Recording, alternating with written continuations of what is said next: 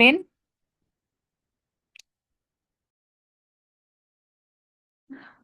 Bisa, Ibu.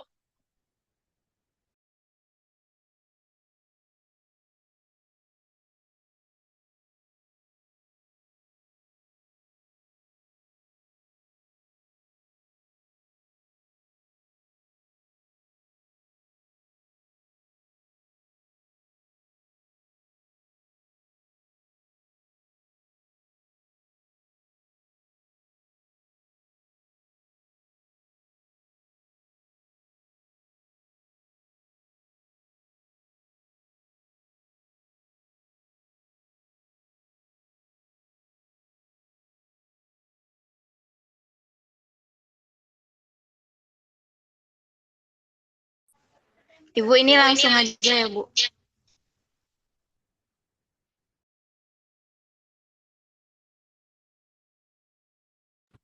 Ya, langsung aja.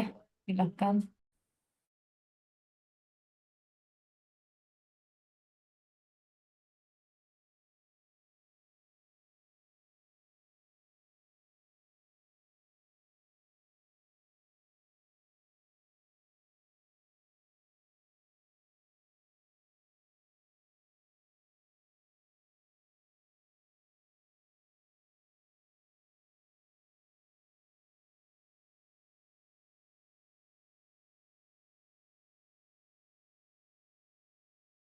Eka nggak ada suaranya.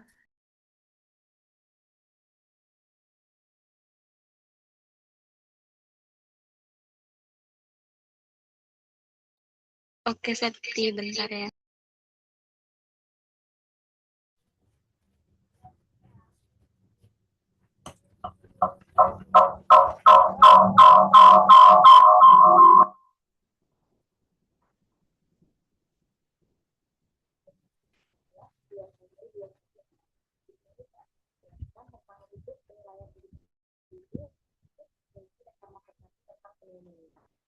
Pada matkul pada fisiologi farmakoterapi 1 pernapasan dan pencernaan yang diampu oleh Ibu Apoteker Yuni Andriani SPC. Yang pertama adalah ciri khasnya. Seorang remaja laki-laki berusia 16 tahun dengan demam dan batuk selama 5 hari. Terkait sesak nafas dan penurunan nafsu makan sejak 2 hari terakhir. Pemeriksaan fisik menunjukkan suhu 38 derajat Celcius, nadi 110 kali per menit, frekuensi nafas 35 kali per menit, saturasi oksigen 90%, serta revitasi kasar bilateral pada pasiennya. Pemeriksaan penunjang menunjukkan sedasi yang normal, tekanan positif, kultur darah dan kultur darah negatif, tes COVID-19 negatif, serta antibodi IgM mikoplasma pneumonia positif. Foto rongsen dada menunjukkan kapasitas bilateral pada kedua lambang kari yang mengarah pada pneumonia atipikal akibat infeksi mikoplasma pneumonia. Pemberian terapi oksigen menggunakan NPAP, SpO2 30%, dan PEEP 6 cm H2O, kemudian diturunkan secara bertahap sesuai perbaikan kondisi pasien. Pemberian ceftriaxone intravena selama 7 hari dan azitromycin oral 1 kali sehari selama 5 hari. Tindak lanjut yang terakhir, kondisi anak berangsur membaik dan berdasarkan jurnal dan diperiksa pada tahun 2023. Selanjutnya, selanjutnya reaksi oleh yang pertama adalah satu, seorang laki-laki berusia 16 tahun datang dengan keluhan demam dan batuk selama disertai sesak nafas akibat 2 hari terakhir. Suhu 38 derajat Celcius, 110 kali per menit, frekuensi nafas 35 kali per menit, SpO2-nya 90% udara ruangan, revitasi kasar bilateral pada paru, CRP positif, kultur darah negatif, kultur dahak negatif, tes COVID-19 negatif, IgM mikoplasma pneumonia positif, fototoraks kapasitas bilateral pada kedua lapang kaki. Pneumonia atipikal akibat infeksi mikoplasma pneumonia. Lainnya, pemberian terapi oksigen menggunakan NPAP SpO2 30% dan PEEP 6 cm H2O, kemudian diturunkan secara bertahap sesuai perbaikan kondisi pasien. Pemberian ceftriaxone intravena selama 7 hari dan azitromycin oral 1 kali sehari selama 5 hari. Pustaka masih dengan jurnal dari Studentap pada tahun 2023 dan jurnal Natasha pada tahun 2020. Ya, ada DRT. Nah, klasifikasi DRT potensi ketidakterkaitan pemilihan antibiotik Ceftriaxone sebagai terapi definitif Mycoplasma pneumonia karena bakteri ini tidak dengan uraian potensi pemilihan obat kurang tepat karena Mycoplasma pneumonia tidak memiliki resisten sehingga antibiotik beta lactam seperti Ceftriaxone tidak bekerja secara optimal. Mycoplasma sensitif terhadap antibiotik makrolida atau azitromycin dan lebih efektif mengatasi infeksi. Namun, infeksi dengan sel resisten makrolida semakin banyak dilakukan dan dapat diobati dengan disiplin dengan Pustaka yang pada tahun 2002 dan Studentap pada tahun 2003. Empat ada ODR. Maka yang pertama adalah apakah pemberian azitromycin suportif efektif dalam memperbaiki gejala klinis pada remaja dengan pneumonia atipikal akibat Mycoplasma pneumonia? Pengurus Pusat Ikatan Dokter Anak Indonesia atau PPPGI pada tahun 2002 dan 3AI pada tahun 2012 dan yang total pada tahun 2022. Yang kedua ada apply, mencari bukti dari pedoman IDAI, WHO, PubMed, dan jurnal terkait tata laksana pneumonia atipikal akibat Mycoplasma pneumonia pada anak dan remaja. Ini berdasarkan WHO. Yang ketiga ada apply. Bukti menunjukkan bahwa makrolida atau azitromycin merupakan terapi pilihan utama untuk infeksi Mycoplasma pneumonia. Terapi suportif berupa oksigen, hidrasi, nutrisi adekuat, dan pemantauan saturasi oksigen penting untuk memperbaiki kondisi pasien.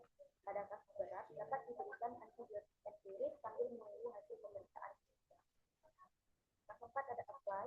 Pada pasien diberikan oksigen konsentrasi dengan tensi membuat 20% dan PEEP 6 cm H2O yang diturunkan bertahap sesuai perbaikan klinis. Terapi antibiotik berupa Ceftriaxone intravena selama 7 hari oral 1 hari terkait terapi suportif dan pemantauan. Yang terakhir adalah stres. Setelah terapi, kondisi pasien berangsur membaik dengan sesak nafas, perbaikan saturasi oksigen, peningkatan nafsu makan, serta stabilisasi tanda vital sehingga pasien diperbolehkan pulang. Yang terakhir adalah kesimpulan. Berdasarkan hasil analisis kasus dan telah evidence based medicine, remaja laki-laki berusia 16 tahun didiagnosis mengalami pneumonia atipikal akibat infeksi Mycoplasma pneumonia dan disebabkan oleh gejala klinis fototorak serta pemeriksaan Mycoplasma pneumonia. Tata laksanaan dengan azitromycin sebagai terapi trauma dan dikombinasikan dengan terapi suportif berupa oksigenasi, pemantauan saturasi oksigen, hidrasi, dan nutrisi adekuat berfungsi dalam memperbaiki atipikal akibat Mycoplasma pneumonia pada usia. Dan ada 5 dan pertama adalah buku pada tahun 2003, lalu ada Natasha pada tahun 2022,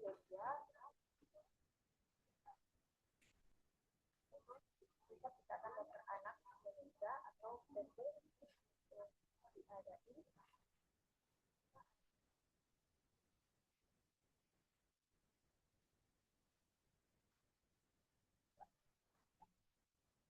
Dengan kata laksana pneumonia tahun 2002 dan terakhir adalah yang pada tahun 2022. Sekian yang saya sampaikan. Mohon maaf jika terjadi salah kata. Saya akhiri. Wassalamualaikum warahmatullahi wabarakatuh. Waalaikumsalam warahmatullahi wabarakatuh. Oke, yang dua lagi nggak ada ya? Berarti kita cuma punya satu ya? Iya, Ibu, cuma satu yang berubah. Oke, nggak apa. Langsung aja kita ke sesi diskusi ya.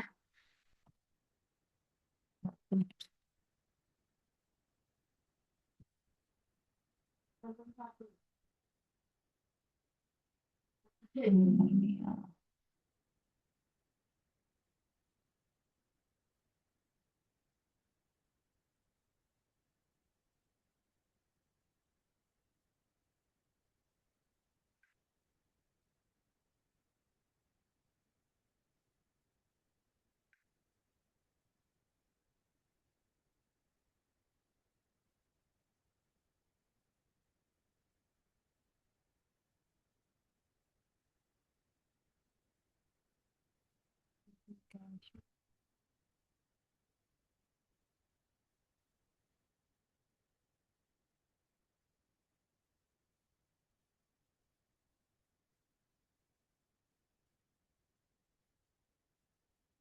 Udah masuk pertanyaan?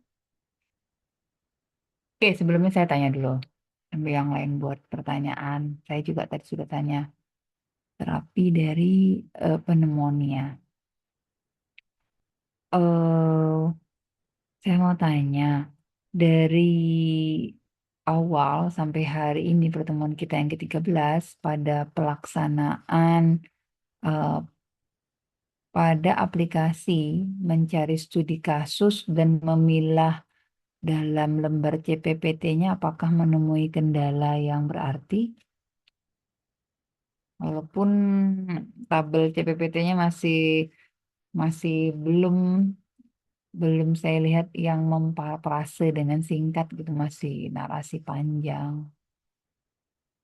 Bagaimana kelas ini, karena ini udah sedikit di ujung-ujung ya, udah di ujung-ujung pertemuan. eh, dari farmakoterapi. Jadi ini hanya aplikatifnya saja sih yang kerja sendiri-sendiri, sedangkan pengetahuan dasar mengenai pneumonia, mengenai influenza kemarin itu sudah didapatkan dari textbooknya. Atau kalau susah sekali mencari textbooknya, bisa melihat pedoman klinis dari tata laksana keluhan tersebut. Karena kita sudah punya sebenarnya kayak pedoman klinis yang 2015 atau 2022 ya, yang terbaru itu kan juga hasil dari EBM. EBM, apakah EBM dikerjakan di belahan dunia yang mana atau belah provinsi mana gitu yang diaplikasikan, dimasukkan dalam pedoman tata laksana, pedoman klinis dari treatment masing-masing keluhan tersebut. Nah, mulai dari gejalanya ada, sebenarnya itu semuanya dari textbook juga sih yang diterjemahkan, yang diaplikasikan di kita, mungkin variatifnya. Gimana? Karena nanti ini buat cikal bakal taat, tentu saja cikal bakal dari eh, pharmaceutical care-nya ya. Apakah ingin melakukan swamedikasi ketika ada di praktek komunitas ataukah mau melakukan praktek pharmaceutical care pada saat di klinis. Jadi memberikan pilihan-pilihan terapi yang terupdate, tentu saja terupdate dan yang terbarukan gitu. Gimana untuk di gastrointestinal dan respirasi? Apakah menemukan kesulitan? Jadi kalau untuk tata laksana atau farmakoterapi dari masing-masing keluhan itu sama seperti sama template-nya, yang mana pasti eh, harus kenal itu apa. Misalnya di sini adalah pneumonia. Pneumonia itu apa? Ditandai dengan apa? Tanda dan gejala ya kan? Kemudian karena pneumonia sini pasti karena infeksi bakteri, bakterinya apa?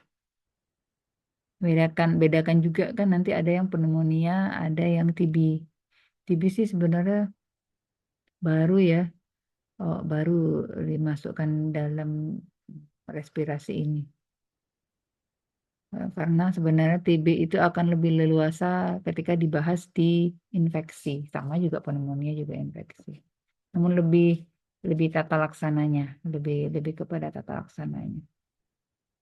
Sedangkan kalau nanti masuk chapter farmakoterapi infeksi, rasanya berbarengan ya dengan yang sekarang ya. FT infeksi udah dapat, Rin? Belum? FT infeksi dapat? Belum kayaknya mungkin. Berikut ya, oh ya. FT infeksi biasanya sama Keswa. Kalau sekarang kan FT respirasi dan kardiovaskular ya. Nah, ya. Karena infeksi juga dibagi pun dengan malignansi. Infeksi dan malignansi. Jadi kalau misalnya ada lihat bahasan mengenai infeksi TB gitu. TB kan karena dia Mycobacter.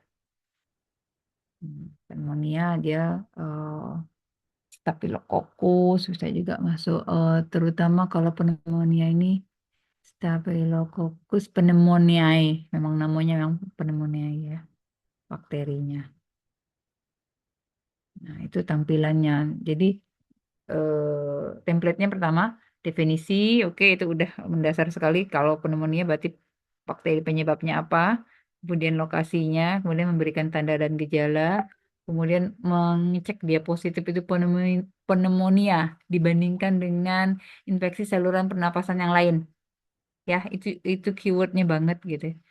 Membedakan infeksi ini oleh pneumonia ataukah hanya bronkitis ataukah infeksi saluran napas yang lain gitu, atau asma atau rinitis gitu ya, atau hanya otitis dan laringitis misalnya. Pembedanya apa tentu saja.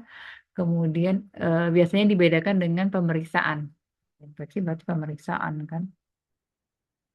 Nah, pemeriksaannya itu tadi pemeriksaan apa yang dilakukan. Oke.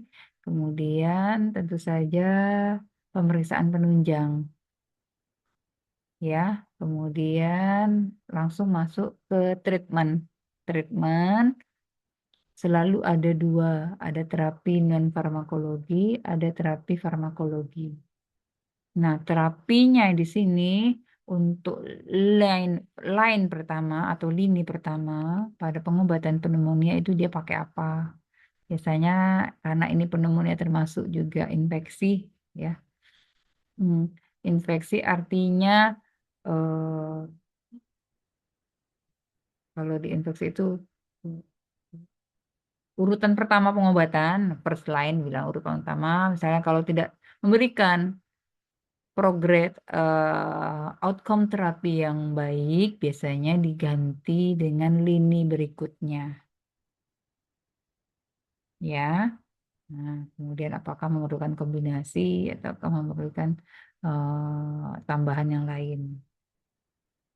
Kemudian apakah berhasil di lini kedua atau harus sampai lini ketiga.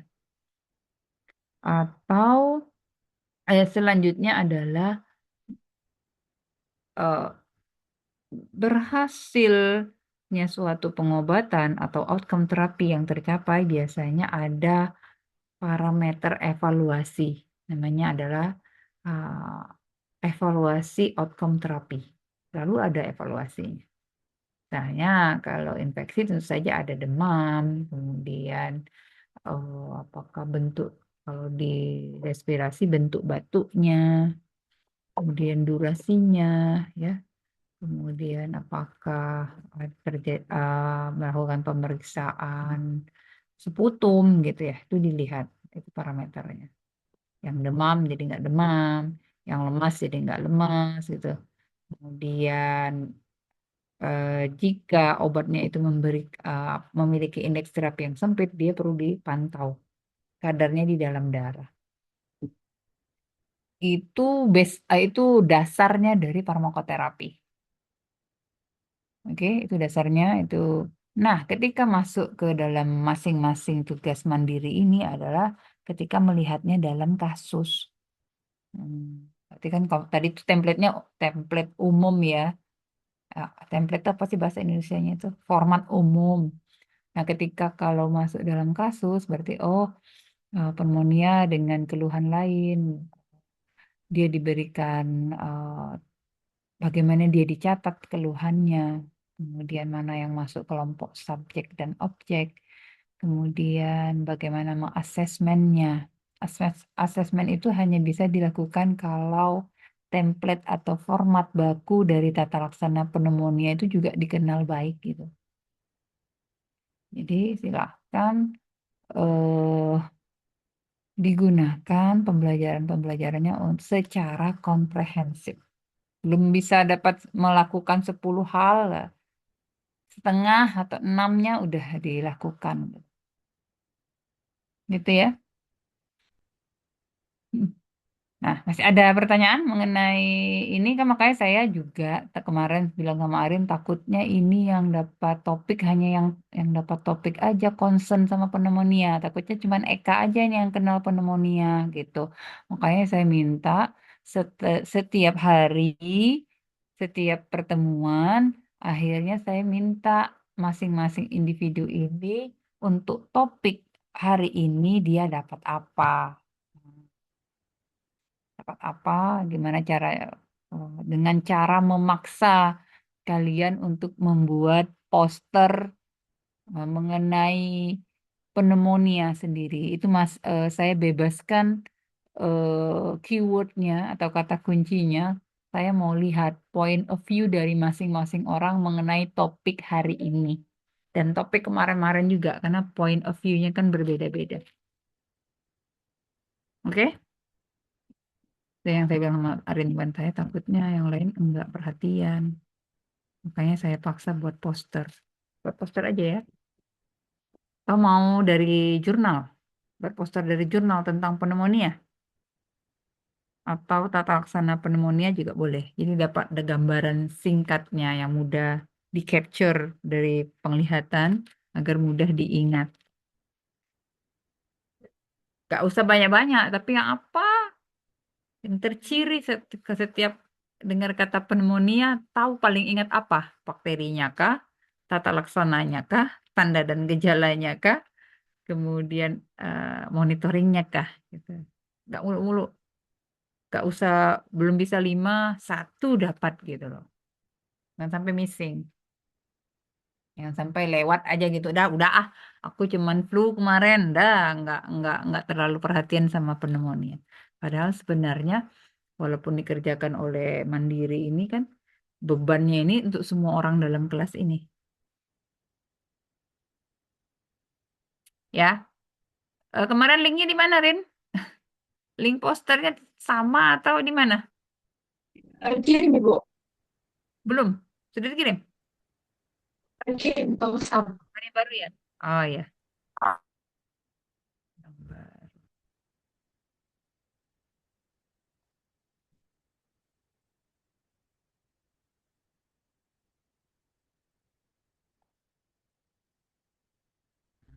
Satu, dua, tiga, empat, lima, tujuh, 8 ya, Rin?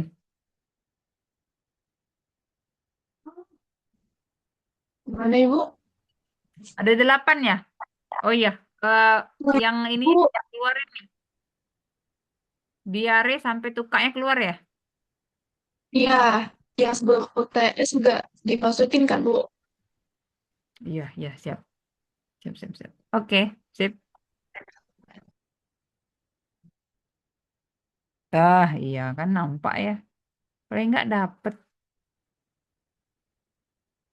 Oke,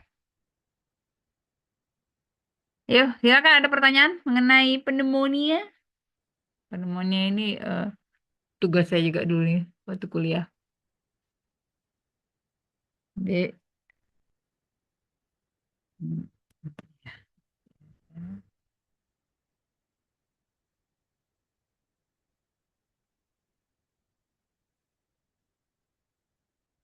silahkan pertanyaan mengenai pneumonia.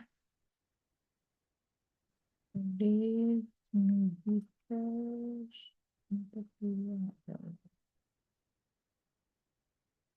Hmm,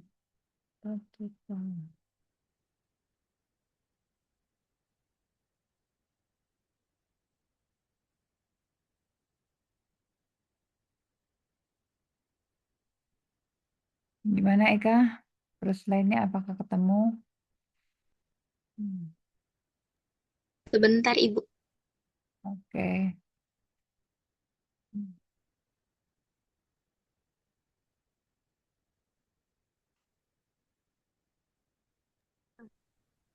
Langsung dijawab aja, Ibu. Silahkan. Jadi first line dari terapi untuk pneumonia, dia berdasarkan lokasi dan derajat keparahan. Yang pertama bisa misalnya pasien rawat jalan tanpa komorbid. Komorbid itu penyakit bawaannya. Patogen utamanya bisa Streptococcus pneumonia, Haemophilus influenza, dan bakteri atipikalnya ada Mycoplasma pneumonia, Chlamydophia pneumonia, dan Legionella spp. First line-nya dikasih adalah amoksisilin, lalu ada dosisiklin dan azitromisin. Selanjutnya ada dengan rawat jalan, dengan komorbid, dengan penyakit bawaan, dengan patogen utamanya adalah pneumonia, lalu gram negatif enterik dan atypical pathogens, dikasih amoksisilin, lalu azitromisin, dan dosisiklin. Yang ketiga, rawat jalan non-ICU, diberikan ceftriaxone, ampicillin, azitromisin, atau levofloxacin. Selanjutnya adalah rawat inap dengan ICU atau berat, diberikan cefotaxim, piptazobactam, meropenem, azitromisin, dan levofloxacin. Selanjutnya adalah HAP atau VAP, diberikan piptazobactam, meropenem, cefepim, vancomycin, atau linezolid. Dan yang terakhir, aspiration pneumonia, diberikan ampicillin dan amoksisilin. Oke. Itu Sip. Itu kemarin ini terapinya dapat dari mana, Kak? Eka ngambil dari poster yang kemarin Eka buat, Ibu. Oke. Sip. Nah, itu sumbernya dari mana?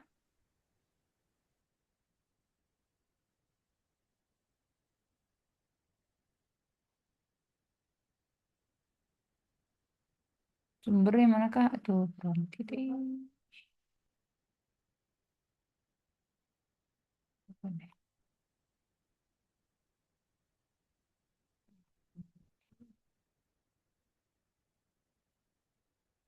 Hmm.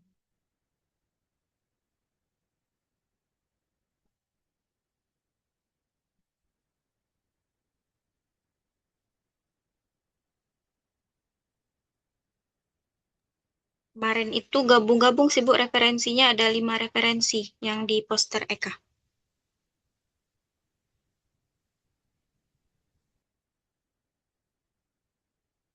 Ya, ya. Jadi kalau yang terbaru itu ada HAP, ya enggak?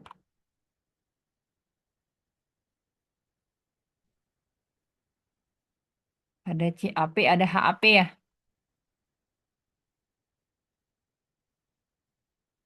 Ada Hospital Acquired Pneumonia atau Community Acquired Pneumonia.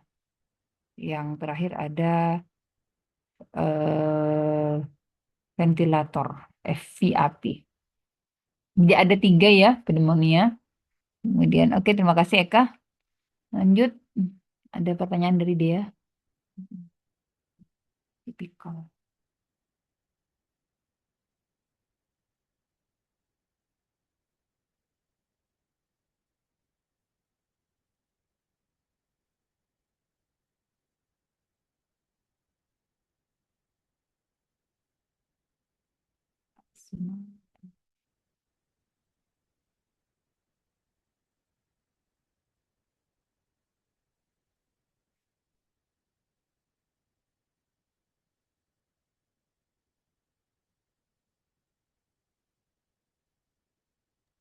Untuk pertanyaan DA kami cari dulu ya, Bu.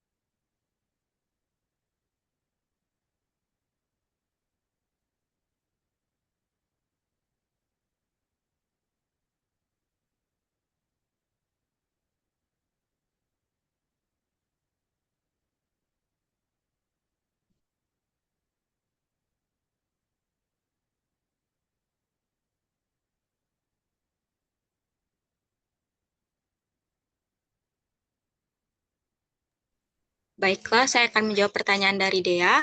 Pada CPPT bagian assessment, mengapa Mycoplasma pneumonia disebut bakteri atipikal dan bagaimana mekanismenya menyebabkan pneumonia pada pasien ini. Mycoplasma pneumonia dikategorikan sebagai bakteri atipikal karena memiliki karakteristik unik yang membedakannya dari bakteri penyebab pneumonia tipikal lain seperti Streptococcus pneumonia. Pertama, Mycoplasma pneumonia tidak memiliki dinding sel, sehingga tidak dapat dicat dengan pewarnaan gram dan tidak memberikan hasil pada metode pewarnaan konvensional. Kedua, bakteri ini tidak dapat dibiarkan pada media kultur bakteri standar karena memerlukan media khusus dan waktu inkubasi yang panjang, sehingga hasil kultur darah dan dahak pada kasus ini negatif, meskipun infeksi mikoplasmanya sudah terbukti melalui pemeriksaan serologi IgM. Secara patofisiologi, Mycoplasma pneumonia menginfeksi saluran nafas dengan melekatkan dirinya pada sel epitel bronkus melalui protein adesin P1 yang spesifik.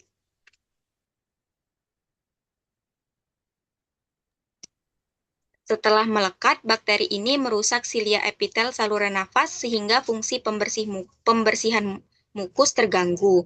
Kerusakan ini memicu respon inflamasi lokal yang menghasilkan edema dan eksudat di alveolus yang pada akhirnya tampak sebagai opasitas bilateral pada foto toraks pasien.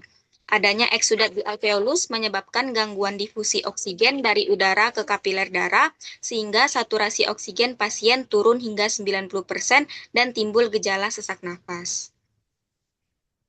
Bagaimana Dea? Apakah ada yang disanggah? Terima kasih Eka atas jawabannya. Oke, masih ada lagi? Nah,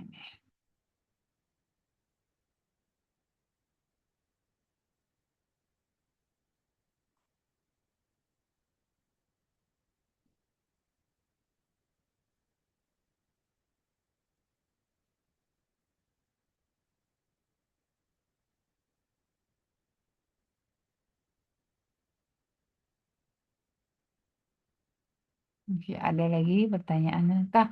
Coba lihat yang ABM-nya kah? Bentar Ibu. Oke.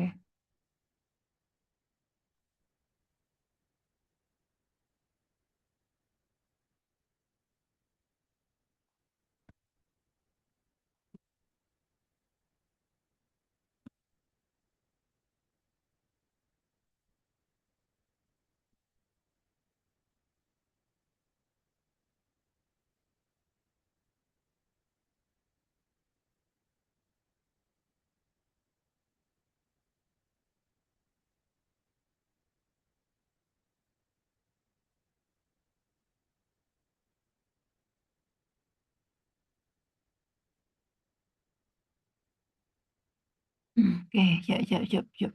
Oh ya, kekecilan saya dan oh, coba lihat atas kah? Ah, kita masih support. Iya, itu ABM mulai ABM. Kita sedikit tidak apa-apa.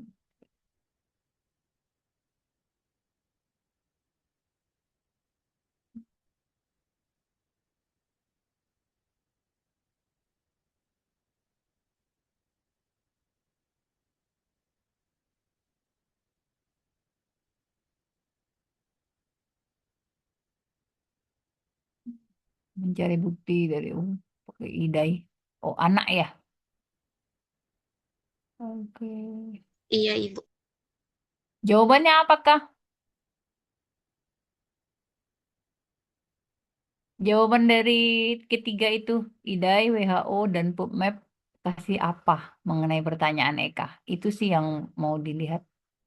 Mungkin Eka bisa enterkan tuh. Jadi apa? Dari ketiga itu, tiga sumber itu, Eka dapat apa gitu? Iya, pro atau kontra dari pertanyaan nomor satu?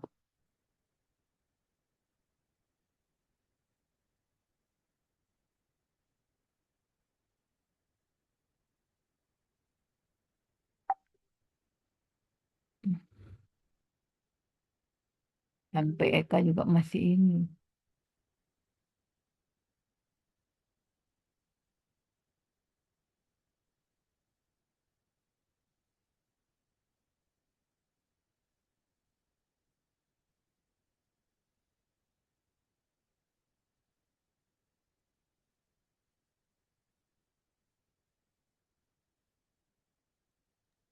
Bentar Ibu mau buka filenya aja.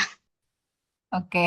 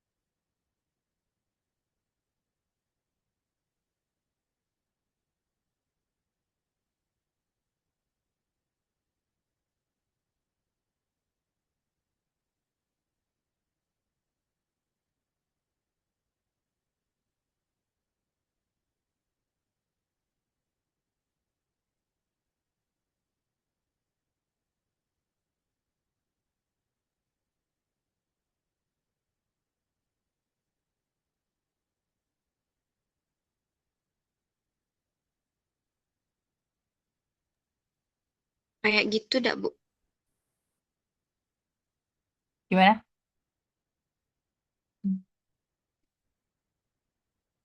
Kayak mana? Yang nomor 2 itu yang acquire jawabannya apa? Acquire itu perintah buat kamu. Kamu habis diperintahkan itu hasilnya apa? Itu loh yang diisikan dalam tabel.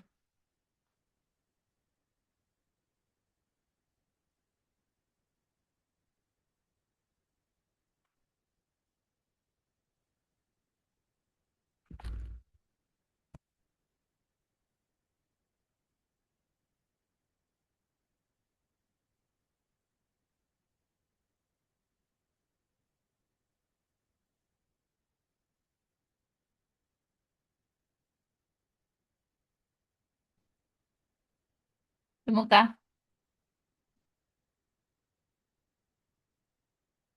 Bentar Ibu, Eka harus buka semua dari file itu Bu. Nah, apa jauh banget? Lawang yang saya nantikan itu simpulan proses dari pertanyaan Eka itu apa?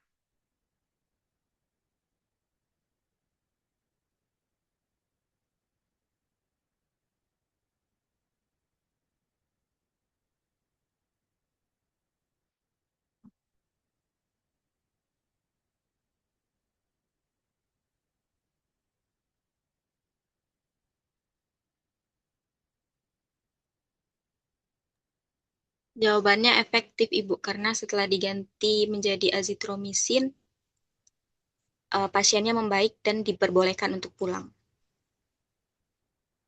Oh ya, berarti artinya tuh kalau pneumonia itu katakan efektif itu biasa dibandingkan dengan terapi lain, berarti terapi dia lebih pendek waktu loss-nya ya. Gitu nggak artikel yang membaca, menuliskan loss-nya, law of stay-nya, lama dia stay dalam rumah sakit, ya. Iya, Oke, saya mau lihat.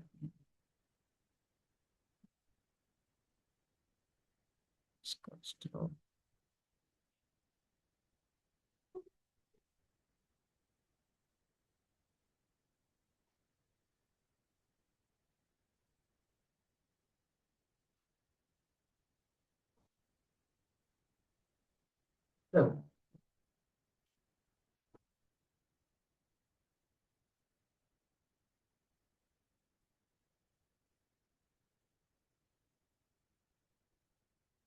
Kalau yang ketiga kah? Ini ya, jadi saya nanti akan masukkan tabel EBM ini dalam soal ujian. Jadi pastikan semuanya itu memahami kembali bahwa tahap 1 adalah membuat pertanyaan klinis, tahap 2 mencari bukti. Yang disuruh cari bukti itu kalian. Jadi bukan menceritakan proses pencarian, namun jawaban dari yang dicari. Ya, orang tahu, orang mungkin kalau anak pasti kalau di Indonesia lihat IDAI atau lihat formulir rumah sakit juga bisa, Fornas gitu yang nasional. Atau lihat yang lebih global punya WHO, iya. Tapi jawabannya apa dari pertanyaan klinis tadi? Ya, itu yang tahap 2. Kemudian tahap 3 adalah penilaian. Nilai dari bukti yang kalian miliki, dia ada di skor berapa? Apakah dia level 1 sampai level 6? 6 itu paling rendah cohort study. Case study. Ya, cuman case satu orang gitu loh. Tapi kalau kontrol berarti beberapa gitu. Kemudian RCT, randomized control trial gitu. Atau yang lebih naik lagi mau guideline, yang lebih naik lagi systematic review. Dia ada kelasnya. Cek di materi yang ada di Drive. Kemudian apply tahap 4, penggunaan. Jadi misalnya yang di 2 tadi, Idai bilang pakai azithromycin ya, lebih baik lossnya dibanding ini. Nah, siapa yang gunakan gitu? Di apply ketika ketemu sama pasien. Ya, penggunaannya, pengaplikasiannya. Kemudian setelah diaplikasikan, nah di sini kan cerita terapi antibiotik 7 hari, nah, selama nah, gitu, tetap dipantau ketat dan kemudian dinilai.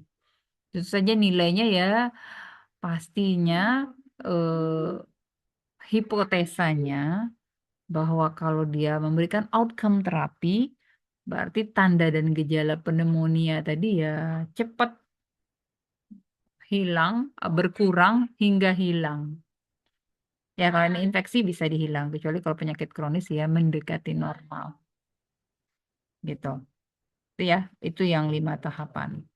Oke, saya ulangin, itu yang EBM. Kemudian kalau di DRP itu masuk, berarti kalau dengar kata DRP ingat PCNE terbaru, PCNE 9. Ya, itu bisa semua, tapi belum tentu semua itu ada 9 kriteria DRP. Tapi belum tentu dalam kasus itu menampilkan 9 itu. Jadi yang menonjol.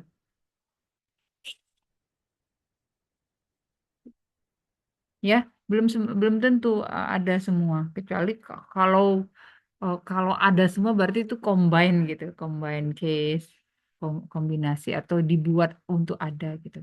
Tapi kalau dibaca dari case-nya tuh beberapa ada ya juga keterbatasan kelompok uji. Ini kan termasuk uji klinis ini nih.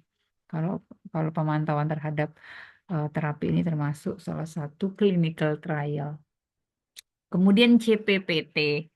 CPPT pastikan di subjek itu ada riwayat pengobatan, riwayat keluarga, apakah ada penyakit turunan, kemudian riwayat apa lagi? Habitnya juga masuk habit di sana. Kemudian kalau di objektif yakinlah bahwa dia itu adalah sudah melakukan pemeriksaan oleh tenaga kesehatan. Ya, apakah diukur tensinya oleh perawat, apakah kalau di respirasi diukur laju respirasinya dengan spirometer gitu, apakah melakukan pemeriksaan fototorak, ya, itu semua yang pemeriksaan yang valid dilakukan oleh tenaga kesehatan, ya, apakah dilakukan oleh dokter ataukah perawat ataukah tenaga laboratorium. Oke, itu di objektif. Kemudian di asesmen. Asesmen itu bisa ada diagnosa atau asesmen terhadap tabel subjek dan objektif.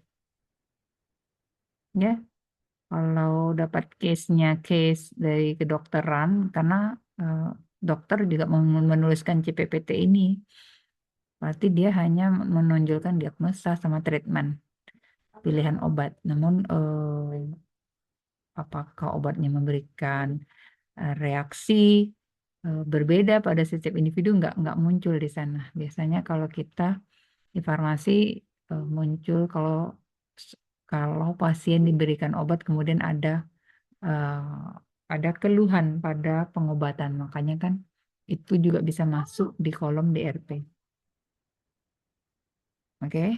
Kemudian di planning. Planning tentu saja dari asesmen yang dilakukan, apakah dia misalnya ini contohnya pneumonia dengan pada pasien stroke gitu ya. Biasanya ya.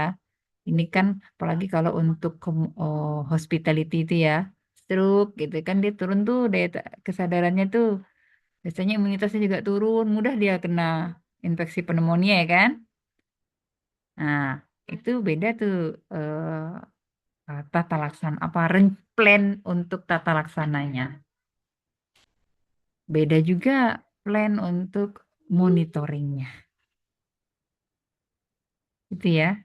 Nah, seperti itu. Jadi, memang ini kalau di textbooknya nggak ketemu kasusnya, namun dia itu ada template urutan dari penanganan pneumonia.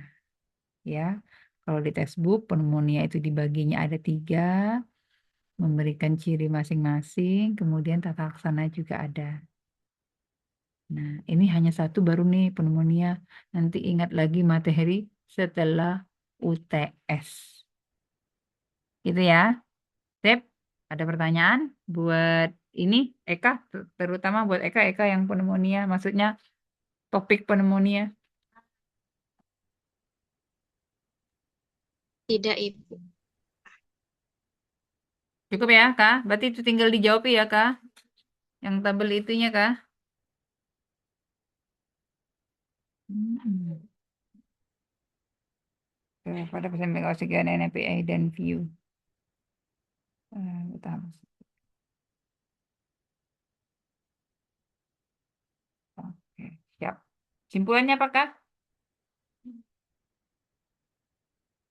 IBM, remaja lagi.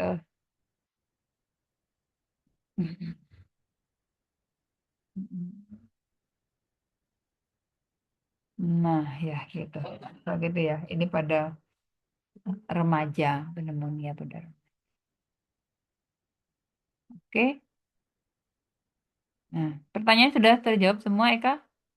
Tidak ada lagi? Sudah, Ibu. Berarti ini yang ke-13.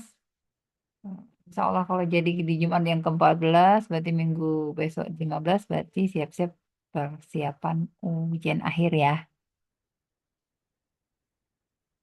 Yang lain juga ya, yang lain ini sampai Eka pun saya masih ngomongkan hal yang sama. Jadi ketika yang lain nggak ada replacement perbaikan, berarti ya nilainya di sana aja gitu. Nggak dinilai maksimal. Oke, masih ada lagi? Arin dan kawan-kawan? Cukup, Arin? Cukup, Ibu. Oke, cukup. Baiklah. Terima kasih Eka dan yang lain. Kita cukupkan sampai di sini untuk bahasan mengenai pneumonia. Saya tutup dengan mengucapkan Alhamdulillah. Assalamualaikum warahmatullahi wabarakatuh. Waalaikumsalam warahmatullahi wabarakatuh. Terima kasih, Bu. Ibu. Oke.